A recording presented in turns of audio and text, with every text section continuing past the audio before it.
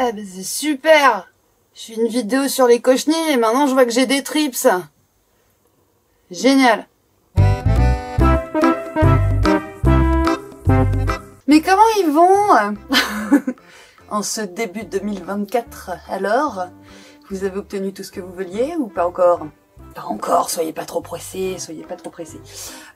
Aujourd'hui, à la demande générale, c'est-à-dire de 3 personnes et demie, je fais cette fameuse vidéo sur les cochenilles parce que vraiment ça me démangeait de les dégommer, celles que j'avais. Et donc, mais je pouvais pas le faire avant de faire la vidéo, enfin c'était... bon, bref. Donc, je les ai gardées en vie, volontairement, pour la vidéo, et allons-y, on se lance, on explique ce que sont ces satanées cochenilles. Donc les cochenilles, alors je n'apprends rien, certainement aux plantes addicts, enfin aux fans de plantes, ou aux personnes qui aiment les plantes en général, pas forcément les plantes d'intérieur, hein, en extérieur il y en a aussi. Hein. Donc ce sont des nuisibles, c'est-à-dire des animaux s'attaquant à nos plantes et que ça nous fait pas plaisir, hein, c'est à peu près ça l'idée des nuisibles. Les nuisibles peuvent être aussi des bactéries ou des champignons, hein, donc on va pas dire les animaux, enfin donc des êtres vivants qui s'attaquent à d'autres êtres vivants que nous, humains, nous essayons de cultiver bien souvent de manière artificielle, et donc on n'aime pas trop que l'équilibre de la nature se réinstalle chez nous, parce que en fait c'est extrêmement, encore une fois, artificiel ce qu'on fait, hein, quand on a plus de 300 plantes chez soi en intérieur et qui plus est des plantes tropicales, déjà il y a souce hein, en termes d'équilibre des écosystèmes, hein. C'est pas du tout écolo comme démarche, hein, on est bien d'accord, je l'assume à 100%. Bon, bref, quand bien même. Donc, on est là pour parler des cochenilles qui sont l'un des nuisibles les plus classiques avec les trips, les aleraudes, c'est-à-dire les moucherons du terreau, les acariens, les araignées rouges, bon voilà, tout ça c'est tous nos petits cauchemars de nous autres qui avons beaucoup de plantes chez nous. Et bon, les cochenilles, cauchemar numéro 1, mais relativement facile à identifier parce que purée, ça saute aux yeux. Donc nous allons parler des cochenilles. Alors évidemment, moi je vais me focaliser sur les cochenilles farineuses qui sont les classiques qu'on a en intérieur. Alors il y a aussi les cochenilles des racines, mais alors moi perso j'en ai jamais eu. Je sais que ça existe, mais j'en ai jamais eu, donc je vais pas parler de ce que j'ai jamais vu, jamais manipulé, jamais observé. Il y a aussi les cochenilles à carapace, mais ça pareil, bah, de ce que je crois j'en ai jamais eu. Si ça se trouve j'en ai, et je suis pas au courant.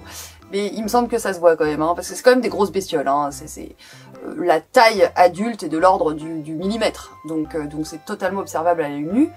Mais on va quand même aller voir d'un peu plus près parce que vu de loin, c'est pas très parlant. Voilà. Donc je ne sais plus ce que je disais avant, j'ai été interrompue parce qu'évidemment du bruit dans la rue. Hein.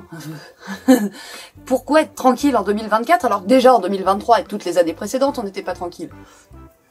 Bonnes habitudes ne changent pas, on soit bien d'accord.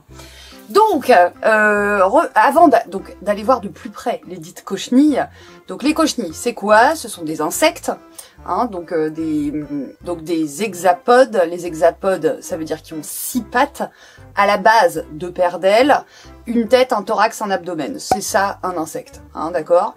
Donc un corps en 3 parties, et 2 paires d'ailes, et donc une paire d'antennes, et... Parmi ces insectes, donc on trouve les cochenilles qui représentent une partie d'un sous-ordre, d'une super famille d'insectes qu'on appelle les hémiptères. Alors les hémiptères, ce sont des insectes dont la première paire d'ailes est partiellement rigidifiée, on va dire, par une cuticule, par de la chitine. C'est notamment le cas des cigales. Je remercie au passage mon ancienne voisine Agnès, que ça fait des plombes qu'on ne s'est pas parlé, mais voilà, qui m'avait offert, parce qu'elle venait du sud, une très belle petite cigale. Et on voit bien l'épaississement sur une cigale de la première paire d'ailes. Voilà, la deuxième paire d'ailes est en dessous, mais j'ai un peu peur de la manipuler et de lui péter sa deuxième paire d'ailes. Je ne sais pas si vous la voyez, elle est là. Donc la première paire d'ailes est rigidifiée. On n'est pas au stade des coléoptères dont la première paire d'ailes est complètement rigidifiée. Là, il y a encore une partie membraneuse. Eh bien, chez les cochenilles, c'est la même famille. Hein. C'est ça, c'est les hémiptères. Et là, vous allez me dire, mais vraiment, une cochenille ne ressemble pas à une cigale. Oui, monsieur, dame, et je vais vous expliquer pourquoi. Tut. On ne s'en sort pas, en fait, on ne s'en sort pas sur cette tut. Entre les gens qui klaxonnent de rage dans la rue, je ne sais pas pour quelle raison, mais purée, il y en a marre. On est d'accord que le klaxon, c'est pour signaler un danger imminent. Enfin, je l'ai passé, mon code de la route, il y a quand même quelques années, ainsi que mon permis, et je me rappelle de ça. On ne klaxonne pas à tout va, à moins d'être complètement beurré ou complètement surexcité. Bon, ouais, ça m'énerve. Donc je reviens à nos cochenilles. Hémiptères, donc on a dit, et il y a quand même 8000 espèces hein, de cochenilles un peu plus recensées. Donc bon, bah bien sûr, je vais pas pouvoir globaliser sur toutes les cochenilles. Moi, je vais parler des cochenilles qui nous intéressent, nous, amateurs de plantes, en zone métropolitaine tempérée, vous voyez. Alors évidemment, je vais pas parler des cochenilles de métropole, pas de métropole, des îles et des zones tropicales, parce que celles-ci, en général, sont beaucoup plus comaques. Donc nous, on a la chance, entre guillemets, d'avoir des petites cochenilles comparées aux autres. Désolée pour ceux qui habitent à La Réunion, en Guadeloupe, etc. Je suis vraiment navrée pour vous. Ben, vous êtes en zone tropicale, on peut pas avoir tous les avantages. Donc voilà, moi je vais vraiment me concentrer sur la cochenille farineuse, dont le petit nom est Pseudococcus viburni. Alors Pseudococcus, ça veut dire quoi? Pseudo, c'est fausse. Coccus, graine, donc une fausse graine, parce qu'en fait ça a une forme un petit peu ronde, comme ça. Et viburni, c'est de la viorne. La viorne, c'est une plante grimpante classique, et qui est souvent infestée par des cochenilles, donc on lui a donné ce nom-là. Donc moi, c'est surtout des Pseudococcus viburnis que j'ai chez moi, et vous également, certainement. Et donc, viburni, excusez-moi, viburni. Et donc c'est de ça que je vais parler, mais enfin, il y a quand même des points communs chez toutes les cochenilles, et donc celle-ci, la cochenille farineuse, n'y échappe pas. Premier point commun, il y a un fort dimorphisme sexuel chez les cochenilles. Qu'est-ce que c'est que raconte encore la dame? Dimorphisme sexuel, dit de morphisme, morphos, la forme, de forme en fonction du sexe en fait. Les mâles et les femelles ne se ressemblent mais pas du tout, mais genre pas du tout. Alors ça existe par exemple chez le canard colvert ou d'autres animaux que vous connaissez pas. Mais il va arrêter de klaxonner celui-là! Ah, elle va partir hein. Donc le dimorphisme sexuel, c'est un classique dans le monde animal. Chez la cochenille, c'est vraiment très marqué, c'est-à-dire que autant le mâle est effectivement ailé, sachant que j'ai quand même bien l'impression que sa deuxième paire d'ailes est réduite sous forme de balancier, c'est-à-dire qu'il n'a qu'une grande paire d'ailes développée et non pas deux, comme normalement chez les insectes. Il y a des insectes qui ont des paires d'ailes modifiées, peu importe. En tout cas, lui, il est ailé. Il n'est pas du tout farineux, membraneux, etc. avec ce petit duvet blanc que je vous montrerai après, qu'on connaît bien chez notre petite cochenille qu'on a envie de dégommer. Et je vous expliquerai pourquoi on veut la dégommer. Alors que la femelle, elle, est la forme que nous on connaît, cette petite tache blanche et farineuse, avec deux petites antennes, enfin deux antennes assez longues d'ailleurs, hein, ce qui est typique des hémiptères. Voilà, donc la femelle n'a pas d'ailes, elle a des pattes. Chez pas toutes les espèces de cochenilles, mais en tout cas chez la cochenille farineuse, elle est mobile, donc elle a bien ses 6 pattes, mais elle n'a pas d'ailes. Alors que le mâle, qu'on ne voit jamais, vraiment jamais, quasiment pas, faut vraiment avoir beaucoup de bol, et bien lui a des ailes et volant, par contre il vit que 2 jours, donc c'est vraiment... Ah bah écoutez, chacun sa destinée, hein.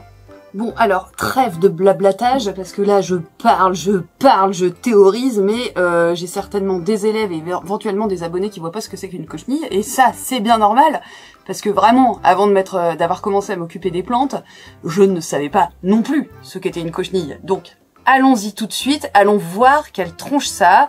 Il se trouve que, coup de bol, j'en ai plein mes plantes. Pas plein toutes mes plantes, mais enfin je sais très bien où les trouver, ces petites merveilles de la nature. Donc je vais vous montrer ça, je vais essayer de vous montrer ça d'un peu près, puis d'après très très près. Alors voilà un de mes nids à cochenilles qui n'est plus que l'ombre de lui-même. C'est une fougère corne d'élan, alors qui fut belle, mais qui fut totalement envahie de cochenilles.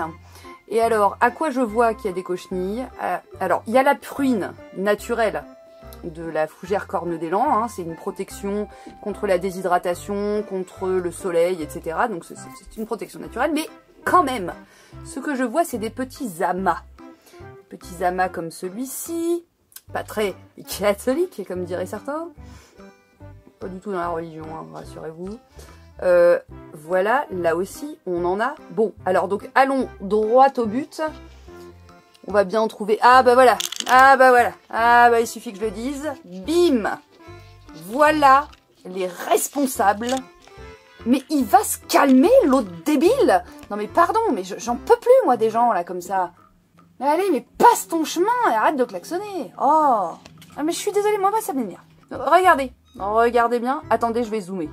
Bon, alors, désolée, je peux pas faire mieux. Pour le moment, je n'arrive pas, en filmant, à faire un zoom suffisant.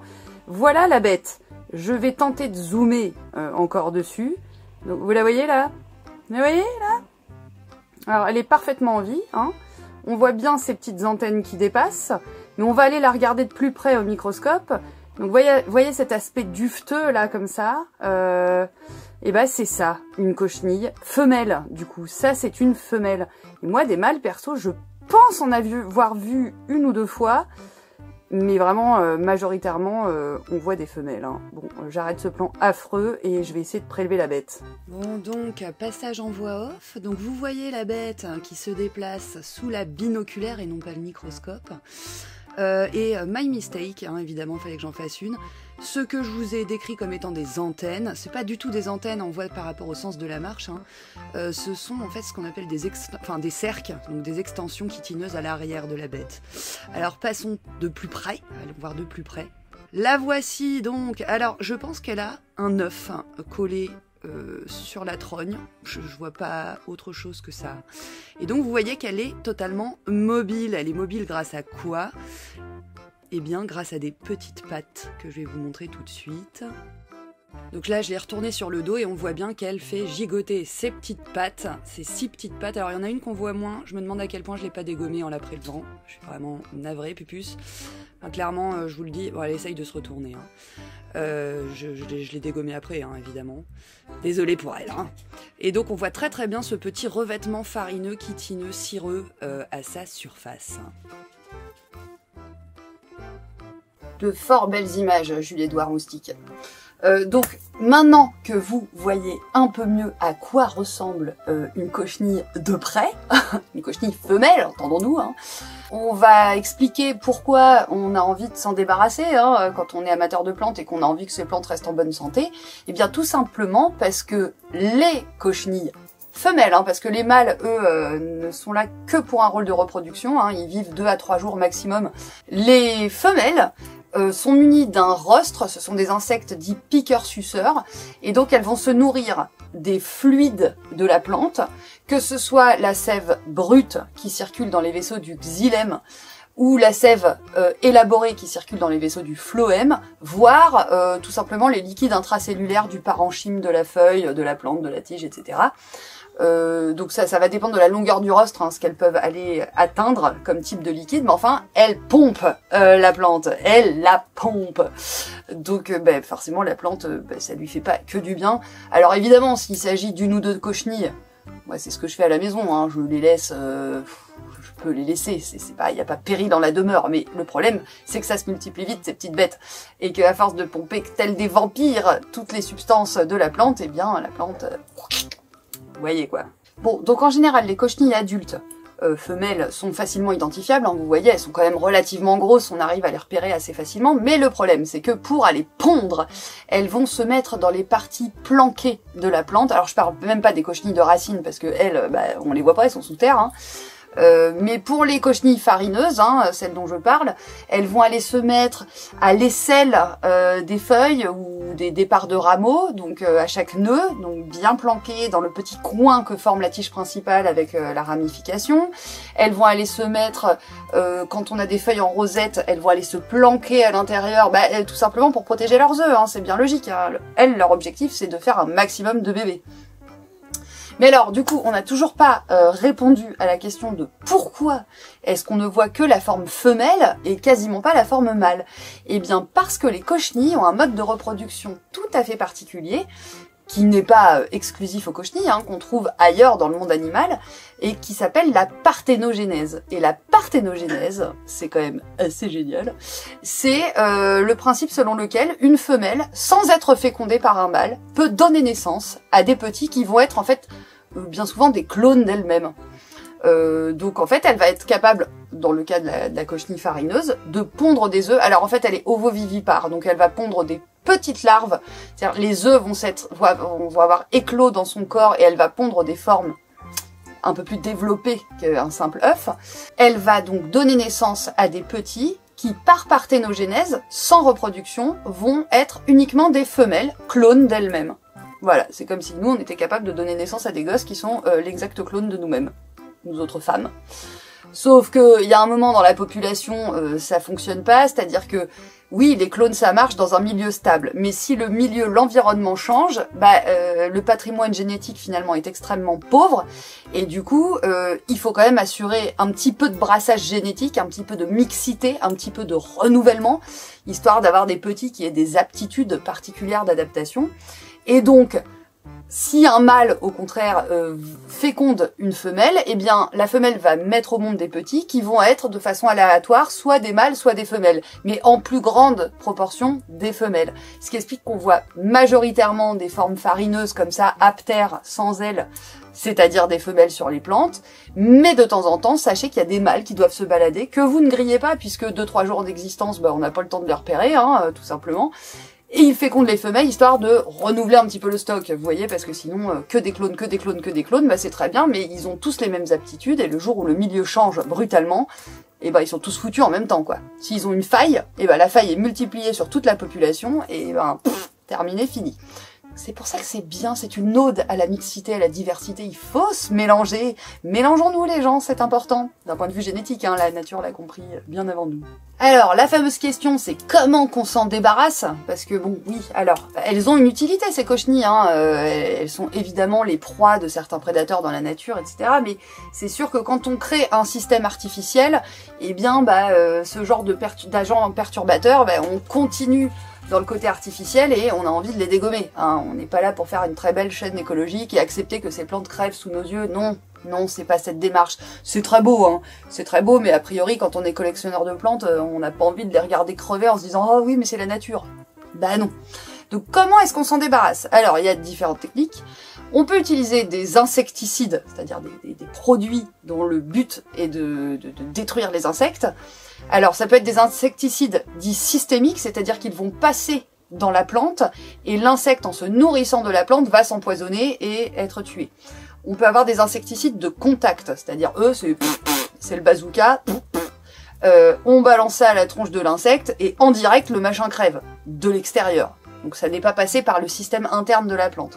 Après, vous avez des systèmes hybrides, dont j'ai oublié le nom, translaminaires, je crois que c'est ça. C'est-à-dire que à la fois ça fait insecticide de contact et en même temps ça passe aussi par la sève, ce qui fait que ça attaque tous les stades de vie de l'insecte en question. Celui qui bouffe, celui qui est directement touché, les œufs qui se développeront ensuite. Bon, voilà, donc c'est un petit peu plus... c'est à plus longue durée, on va dire, comme type d'insecticide. Bon, moi, clairement... pardon. Les dernières techniques, si on a envie de la jouer un petit peu plus écolo, entre guillemets, à remettre en question, qu'est-ce que ça veut dire écolo, bon bref, c'est utiliser tout ce qui est lutte biologique.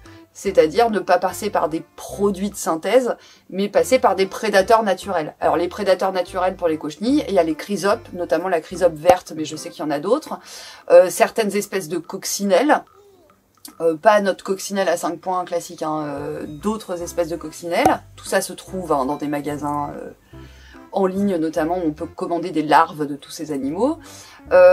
Et certains hémiptères, c'est-à-dire la famille des abeilles, des guêpes, etc., qui sont des insectes dits parasitoïdes. C'est-à-dire que eux, leur mode de fonctionnement, c'est qu'ils viennent pondre leurs œufs dans leur proie, dans leur cible, en l'occurrence nous les cochenilles, et que c'est vraiment alien. Les œufs éclosent dans la proie où ils ont pondu et se nourrissent du coup de la cochenille. Donc là, kiki la cochenille, fini. Bon, voilà, donc ça c'est une autre possibilité. Bon, alors moi je vais vous dire, honnêtement, j'ai pas la patience. Donc ce que je fais, c'est que j'utilise un insecticide de contact très simple, qui est l'alcool à 70. Ça marche extrêmement bien. Donc l'alcool dénaturé, mercurochrome et compagnie, pour pas citer de marque, peu importe la marque, du moment que c'est pas parfumé, teinté, pailleté, encore pire, il y a tout maintenant. Et donc, soit vous prenez un petit coton-tige, vous le trempez dans l'alcool et pff, vous venez cramer la cochenille hein, sur place. Soit si vraiment l'infestation est massive, que vous avez des pontes de femelles qui sont très farineuses, etc., très enfoncées dans les feuilles et compagnie, ah bah alors là, on dégaine, ah bah je vais vous montrer, hein.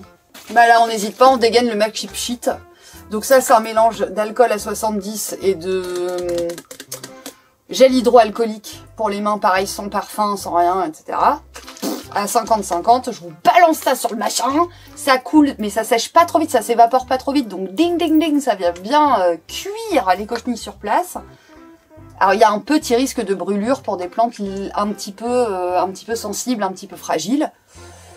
J'en ai pas eu jusqu'ici, je l'ai utilisé. Paradoxalement, c'est sur des plantes qui semblaient plus robustes et plus cuticuleuses que j'ai eu des dégâts. Donc allez comprendre, hein, et notamment la fougère. En fait, c'est pas ça, c'est que la fougère corne d'élan, elle était infestée depuis si longtemps que la rasade d'alcool, ça a fini de l'achever, quoi. Elle s'est débarrassée de toutes les feuilles qui s'étaient trop fait piquer. Et donc, bah, je comprends bien, mais là, je vais lui remettre un coup, hein, c'est ça qu'elle ne sait pas encore. Bon, bref. Et alors, c'est ça qui est rigolo, c'est que, non, c'est pas rigolo du tout, parce qu'on bute quand même des êtres vivants, donc c'est moyen rigolo, mais il faut faire des choix dans la vie, hein. Donc, quand on met de l'alcool sur une cochenille, et ben dans la minute, elle fond littéralement sur place et elle perd tout cet enrobage blanc farineux qu'elle avait sur elle et elle devient marron rouge. On voit sa véritable couleur, donc marron rouge. Eh bien, ça n'est pas un hasard, Jamy, puisque les cochenilles, en tout cas certaines espèces de cochenilles, ont été énormément utilisées pour fabriquer notamment des pigments, dont le fameux pigment carmin, qui, je suis désolée de vous le dire, donc est un pigment rouge, et est utilisé notamment, alors dans le domaine textile, ça à la limite ça vous va, mais dans le domaine de l'agroalimentaire. Beaucoup de bonbons, beaucoup de préparations industrielles sont colorées en rouge grâce à de l'extrait de cochenille, et grâce au fameux carmin. Voilà, qui donne cette couleur rouge. Donc attention les véganes, mais vous le savez, hein, normalement, ou végétaliens, vous savez que faut quand même bien regarder la composition des produits industriels parce que il peut y avoir de l'extrait d'insectes et donc d'animal dedans. De la même façon, toute cette aptitude à faire des carapaces cireuses, etc., ça a été utilisé pour fabriquer des lacs et notamment des lacs alimentaires et des lacs d'enrobage. Le fameux bonbon qui ne font pas dans la main, aka M&M's, contient de la laque de cochenille. Alors je ne sais plus l'espèce exactement, mais voilà, c'est un extrait de cochenille qui permet d'avoir cet enrobage très lisse sur ce bonbon chocolaté dont certains se délectent. Voilà, voilà. Bon, je pense avoir fait le tour de tout ce que je voulais vous dire sur les cochenilles. Écoutez, j'essaierai de vous mettre un extrait du pchitage de cochenille, que vous voyez un petit peu le carnage et le changement de couleur, ça c'est assez intéressant. Je vais vous rajouter ça. Bon, n'hésitez pas si vous avez des questions, parce que je suis allée peut-être un peu vite en besogne, mais enfin bon, dans l'ensemble, je pense que l'essentiel y est. N'hésitez pas donc à me poser des questions. Et prochaine vidéo, je suis fatiguée, c'est le soir, le solo. Pourquoi je fais ça, moi? Prochaine vidéo, on m'a demandé les top et flop 2023 des plantes qui m'ont le plus cassé les pieds ou le plus satisfaites. Ça va être super dur parce que j'ai proposé ça, mais en vrai, c'est compliqué de faire un choix, hein. Donc écoutez, j'ai un petit peu de temps pour me poser la question et puis je vous ponce ça as soon as possible, à zap, comme disent les autres. Si vous avez regardé cette vidéo jusqu'au bout, mettez ASAP en commentaire. Allons-y, ASAP, A-S-A-P, en commentaire, parce que c'est le dernier truc qui m'est venu là. Et puis, bah écoutez, j'espère que vous avez pas trop gerbé en regardant l'aspect. Mais il faut connaître son ennemi. Qui disait ça? Lao Tse? Ou ah non, l'art de la guerre, c'était qui déjà? Vous pouvez me le dire aussi en commentaire, parce que je me souviens plus comment il s'appelait ce maître de guerre chinois fort connu. Bon bref, donc il faut connaître son ennemi, et il faut être... bah oui voilà, bon, on extermine un truc, on bute des êtres vivants, faut pas se leurrer, faut savoir ce qu'on fait. Voilà, donc c'est comme tout. Et puis, effectivement, bien connaître le cycle de développement, l'alimentation, le mode de reproduction, etc. d'un nuisible, ça permet de mieux le combattre éventuellement. Certainement le début d'une série de vidéos sur les bébêtes, Je pourrais tout à fait faire les trips, je pourrais tout à fait faire les aleraudes, je pourrais tout à fait faire les acariens, etc. Ça peut être très, très rigolo. Et l'occasion de sortir le microscope. Parce que là, c'était la loupe binoculaire. Hein. Je crois que je vous l'ai dit en commentaire, mais enfin bon, peu importe. Voilà, je vous fais des très gros bisous. Je vous souhaite une bonne soirée, une bonne matinée, une bonne tout ce que vous voulez. De bonnes vacances si vous êtes toujours en vacances et si j'arrive à sortir cette vidéo avant la fin des vacances. Je vous fais des gros bisous, encore une fois, et prenez soin de vous, prenez soin de vos plantes, prenez soin de vos vivants. Ciao!